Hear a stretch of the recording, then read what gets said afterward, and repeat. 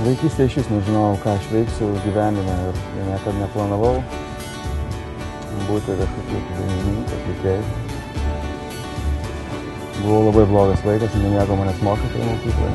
Mane mama buvo nuvedusi į Dvariono muzikos mokyklą.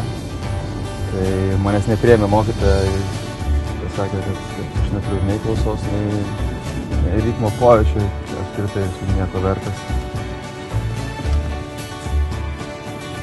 Bet tai tikriausiai ir atsitinka paradoksas, kad man kažkaip reikėjo matyti įrodyti tai mokytis, bet